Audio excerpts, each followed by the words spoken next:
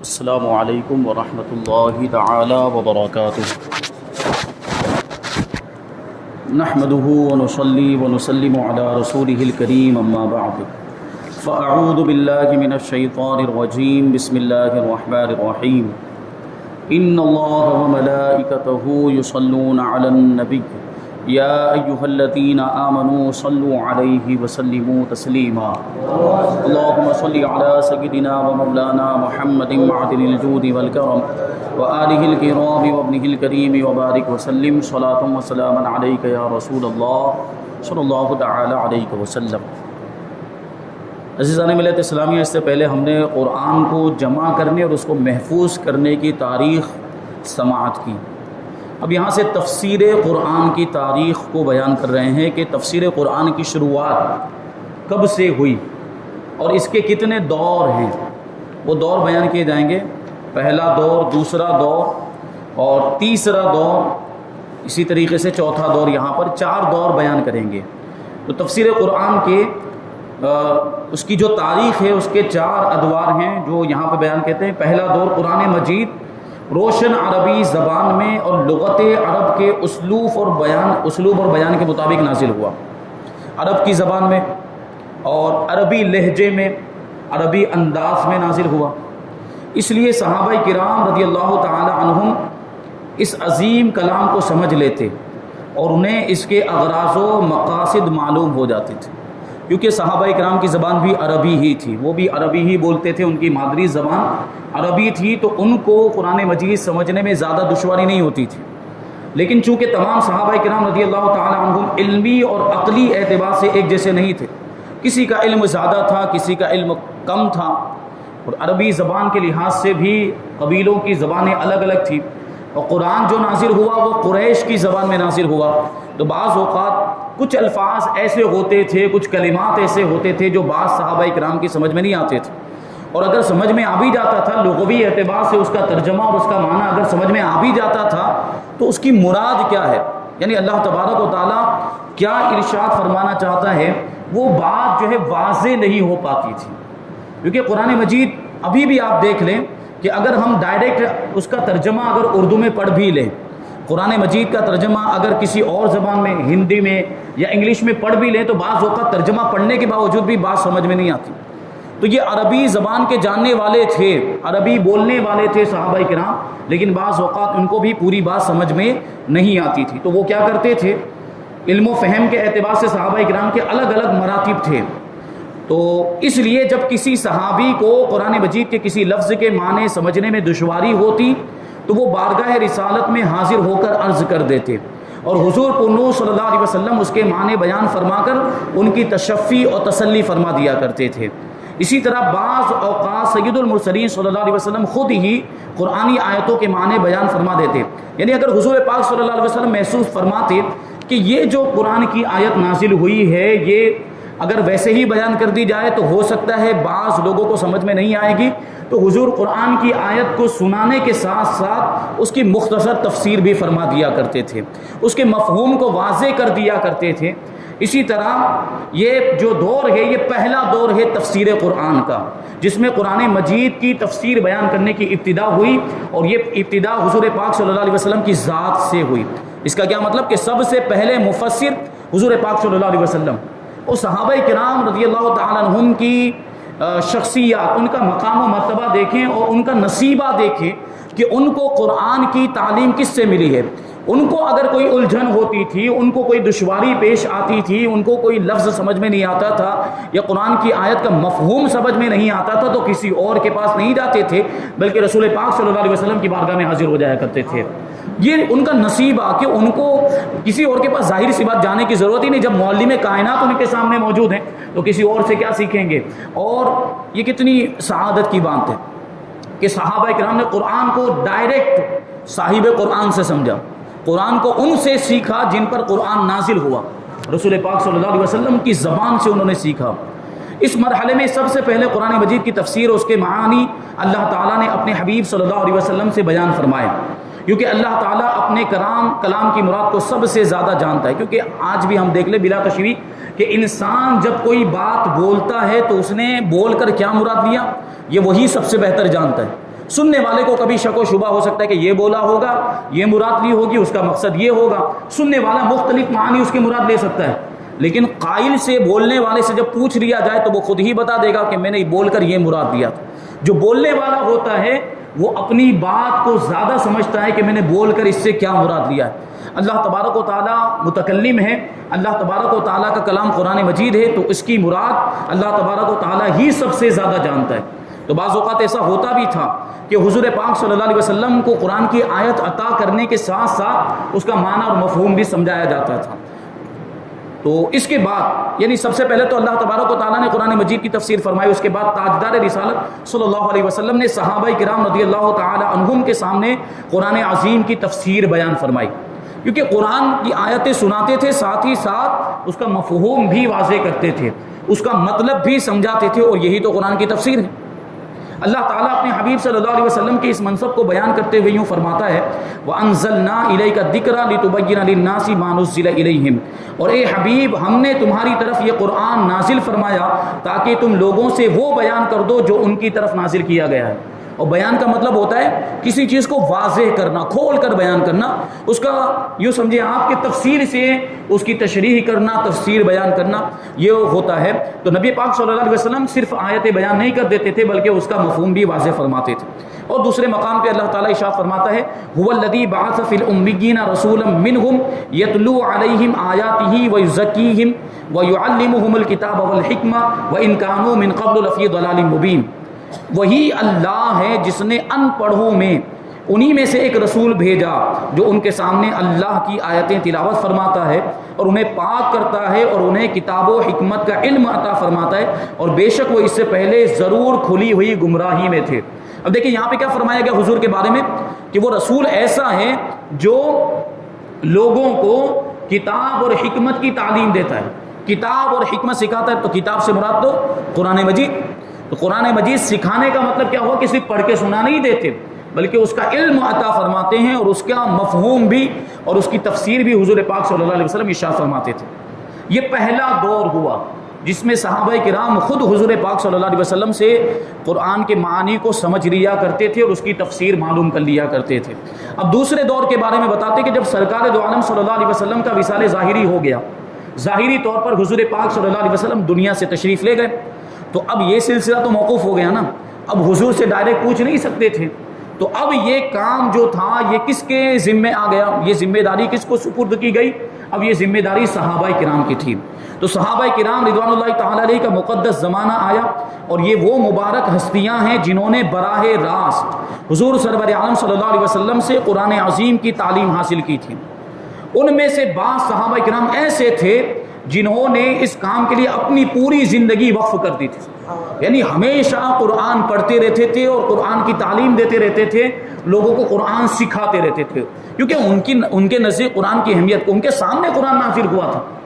انہوں نے قرآن کو نازل ہوتے ہوئے دیکھا تھا، قرآن کی آیتوں کو، تو وہ اس کی اہمیت کو صحیح طور پر سمجھتے تھے کہ یہ قرآن کتنا اہم ہے، لوگوں تک اس کو پہنچانا کتنا ضروری ہے۔ تو ہمیشہ ہر وقت پوری زندگی قرآن کی تعلیم میں انہوں نے لگا دی، اور انہوں نے اہل زبان ہونے یعنی عربی بولنے والا ہونے اور نزول قرآن کے ماحول سے پوری طرح واقف ہونے کے باوجود اپنی زبان دانی پر بھروسہ نہیں کیا، یعنی وہ یہ سوچ کر نہیں بیٹھ گئے کہ ہم کو تو عربی آتی ہے تو ہم کو قرآن سیکھنے سکھانے کی کیا ضرورت ہے۔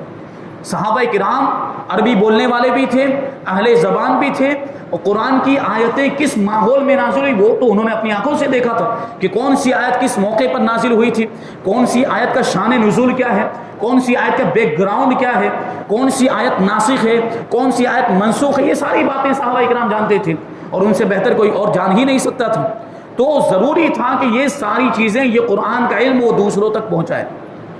تو رسول پاک صلی اللہ علیہ وسلم سے انہوں نے قرآن مجید کو سیکھا، اور صرف قرآن مجید کو سیکھا نہیں بلکہ اس کے اسرار و رموز کی، یعنی جو اس میں حکمت کی باتیں ہیں اور راز کی باتیں ہیں اس کی بھی معلومات حاصل کی صحابہ کرام نے۔ مشہور تابعی عالم حضرت ابو عبد الرحمن رضی اللہ تعالیٰ عنہ فرماتے کہ صحابہ کرام رضی اللہ تعالیٰ عنہ میں سے جو حضرات ہمیں قرآن عظیم کی تعلیم دیا کرتے تھے، انہوں نے ہمیں بتایا کہ وہ رسول اللہ صلی اللہ علیہ وسلم سے 10 آیتیں سیکھتے تھے، اور پھر کیا کرتے تھے، اور اس وقت تک ان سے آگے نہیں بڑھتے تھے جب تک ہم ان آیتوں کی تمام علمی اور عملی باتوں کا علم حاصل نہیں کر لیتے تھے۔ یہ صحابہ کرام کا طریقہ تھا کہ 10 آیتیں، جیسے ابھی ہمارے یہاں پر معاملات ہوتے ہیں کہ جب مدرسے میں ہم سبق پڑھتے ہیں تو ایک ساتھ میں پوری کتاب نہیں پڑھا دی جاتی، بلکہ تھوڑا سا سبق دیا جاتا ہے۔ آج 2 لائن سبق دی گئی، آج 3 لائن سبق کے طور پر دیا گیا، وہ کیا ہوتا ہے کہ اس کو اچھی طرح یاد کروایا جاتا ہے۔ اب وہ جو 2 لائن 3 لائن 4 لائن جو بھی ہوتی، جب وہ اچھی طرح بچے کو یاد ہو جاتی، اس کے بعد استاد جو ہے وہ آگے بڑھا کرتے۔ تو صحابہ کرام کا بھی یہ معمول تھا کہ 10 آیتیں پہلے حضور پاک صلی اللہ علیہ وسلم سے سیکھتے تھے، اس کے سارے اسرار و رموز، اس کی ساری حکمتیں اور ساری گہرائیاں معلوم کرتے تھے،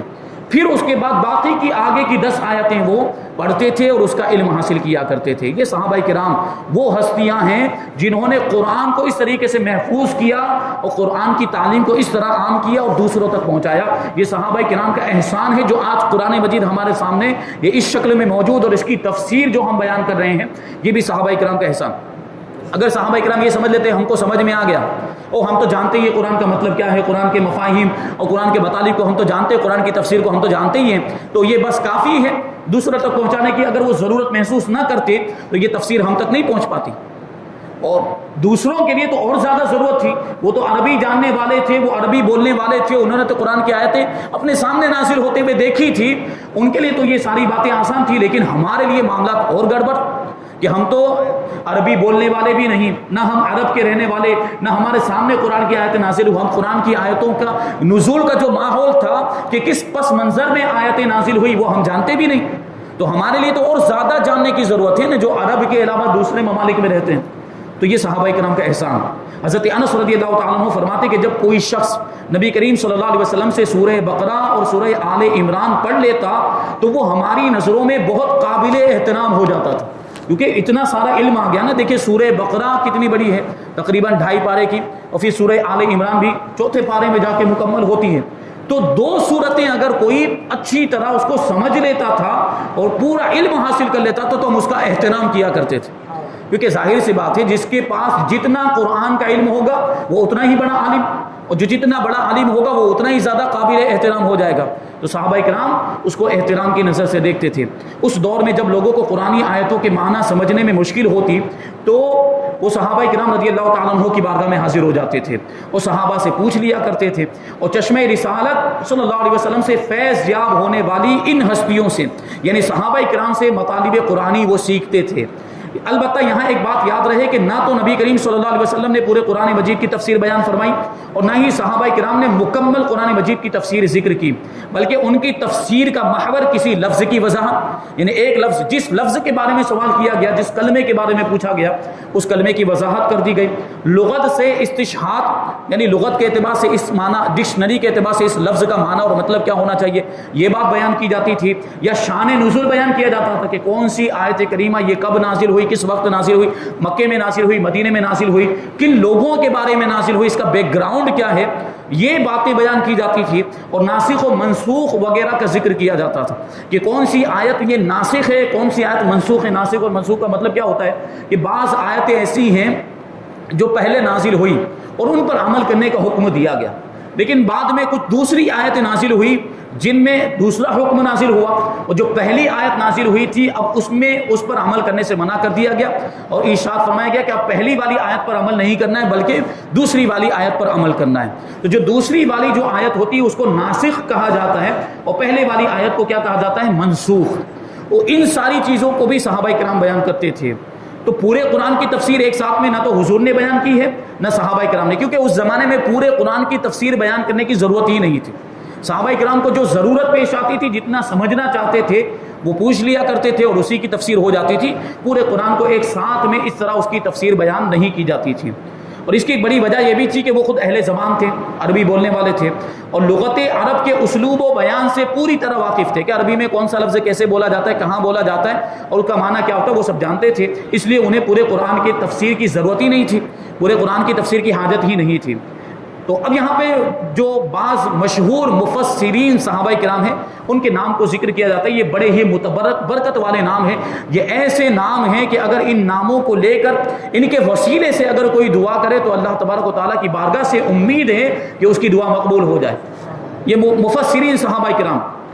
ان میں سے چند مشہور صحابہ کرام کے نام: حضرت عثمان غنی رضی اللہ تعالیٰ عنہ، حضرت علی مرتضیٰ رضی اللہ تعالیٰ عنہ، حضرت عبداللہ ابن عباس رضی اللہ تعالیٰ عنہ جن کو سید المفسرین کہا جاتا ہے، حضرت عبداللہ ابن مسعود رضی اللہ تعالیٰ عنہ، حضرت ابی بن کعب رضی اللہ تعالیٰ عنہ، حضرت زید ابن ثابت رضی اللہ تعالیٰ عنہ، حضرت عبداللہ ابن عمرو بن عاص رضی اللہ تعالیٰ عنہ، حضرت ابو موسیٰ اشعری رضی اللہ تعالیٰ عنہ اور حضرت ابو درداء رضی اللہ تعالیٰ عنہ۔ یہ وہ صحابہ کرام ہیں جنہوں نے قرآن مجید کی تفسیر بیان کی ہے۔ یہ دوسرا دور، یہ وہ دور تھا جو صحابہ کرام کا دور تھا۔ اس دور میں صحابہ کرام نے اپنے بعد والوں کو قرآن مجید کے معانی سمجھائے اور تفسیر بیان فرمائی ہے، یعنی تابعین کو بتایا۔ اب جو تیسرا دور ہے وہ خود ہی سمجھ لیں، وہ تابعین کا دور ہے، جنہوں نے صحابہ کرام سے قرآن کا علم حاصل کیا اور پھر لوگوں تک آگے انہوں نے بڑھایا۔ صحابہ کرام رضی اللہ تعالیٰ عنہم کے بعد تابعین کا زمانہ آیا، اور آپ یہ بات بھی یہاں پر یاد رکھتے ہوئے چلیں، ذہن میں بٹھا کر چلیں کہ صحابی کسے کہتے ہیں اور تابعی کسے کہتے ہیں اور تبع تابعی کسے کہتے ہیں۔ صحابی وہ ہوتا ہے جس نے ایمان کی حالت میں اپنے ماتھے کی نگاہ سے حضور پاک صلی اللہ علیہ وسلم کا دیدار کیا ہو اور ایمان کی حالت ہی میں اس کا انتقال ہوا ہو تو وہ صحابی ہوتا ہے۔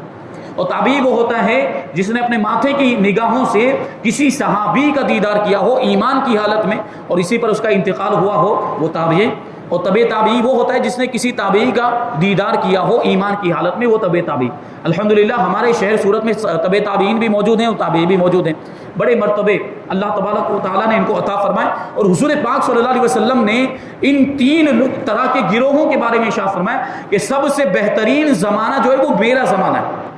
یعنی صحابہ کرام کا اور میرا جو زمانہ ہے یہ سب سے بہترین زمانہ، اور اس کے بعد سب سے بہترین زمانہ یہ تابعین کا زمانہ ہے جو ان سے متصل ہے، یعنی صحابہ کرام سے متصل، اور اس کے بعد سب سے بہترین زمانہ ان کے بعد والوں کا یعنی تبع تابعین کا زمانہ۔ تو حضور نے ان زمانوں کے بہتر ہونے کی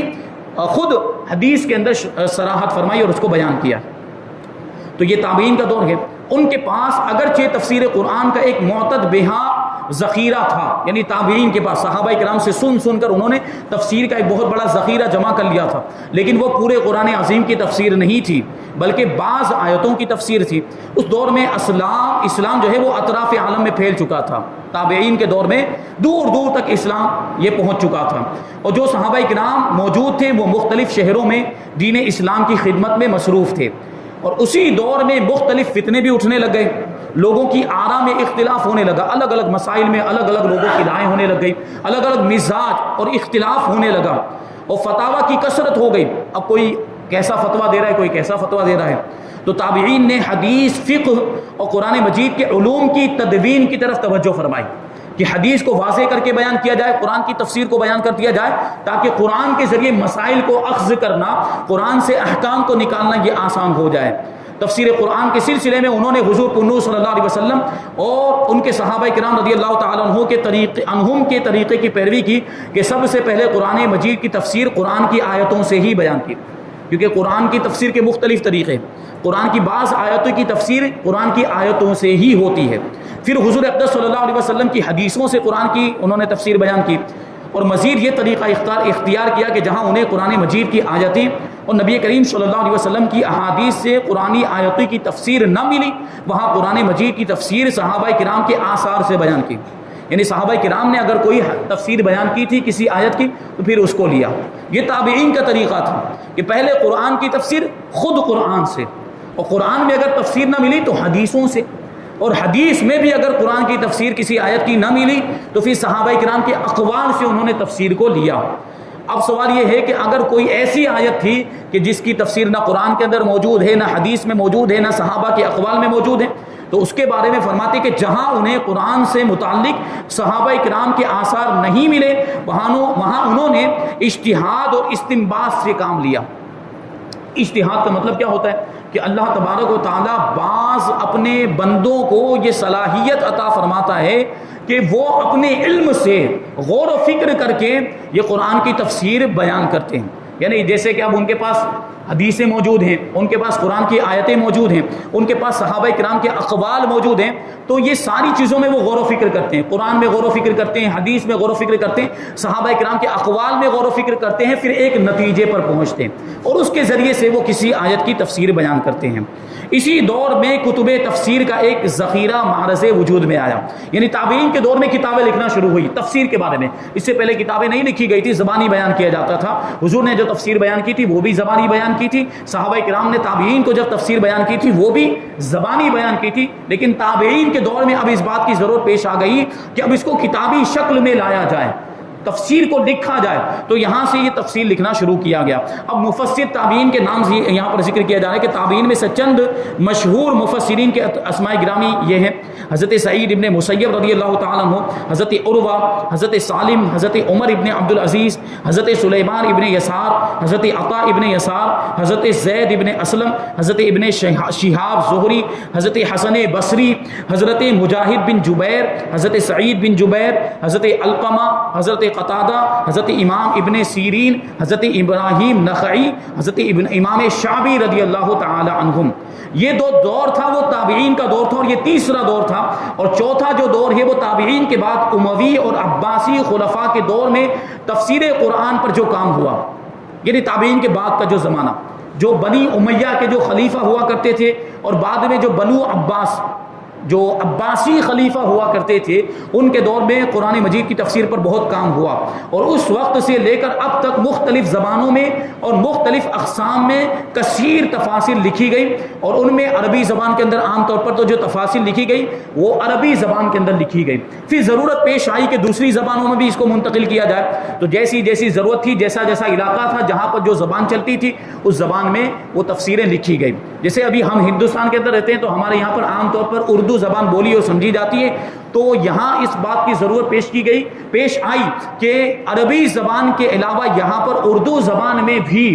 تفسیر لکھی جائے اور اس کو بیان کیا جائے، کیونکہ عربی ہر کوئی سمجھ نہیں پاتا۔ جو علماء ہوتے ہیں، جو عربی سیکھتے ہیں، عربی کا علم حاصل کرتے ہیں، وہ تو عربی سے ڈائریکٹ قرآن کی تفسیر کو سمجھ لیتے ہیں، لیکن جو عربی نہیں جانتے اور اردو ہی جانتے ہیں تو ان کے لیے اردو میں تفسیر لکھنا ضروری ہو گیا، اس لیے اردو میں بھی کتابیں لکھی گئی تاکہ قرآن مجید کو سمجھنا اور اس کی تفسیر کو سمجھنا یہ زیادہ سے زیادہ لوگوں کے لیے آسان ہو جائے۔ تو یہ 4 دور بیان کیے گئے تفسیر قرآن کے۔ پہلا دور حضور پاک صلی اللہ علیہ وسلم کا، صحابہ کرام کا دور، اس کے بعد جو تھا وہ تابعین کا دور تھا، پھر اس کے بعد والا جو دور تھا وہ تبع تابعین کا، اور تبع تابعین کے بعد سے لے کر جو ابھی تک کا جو دور ہے یہ 4 ادوار بیان کیے گئے۔ اب انشاءاللہ تبارک و تعالیٰ تفسیر اور تعویل کی تعریف بیان کریں گے، تفسیر کہتے کسے ہیں اور تفسیر کا حکم کیا ہے، اور تفسیر بیان کرنے والے کے لیے، مفسر کے لیے کتنے علوم کا جاننا ضروری ہے، پھر تفسیر کے درجات کو بیان کریں گے انشاءاللہ تبارک و تعالیٰ۔ اللہ تبارک و تعالیٰ کی بارگاہ میں دعا ہے کہ جو کچھ بھی بیان ہوا اس پر ہم سب کو عمل کرنے کی توفیق عطا فرمائے،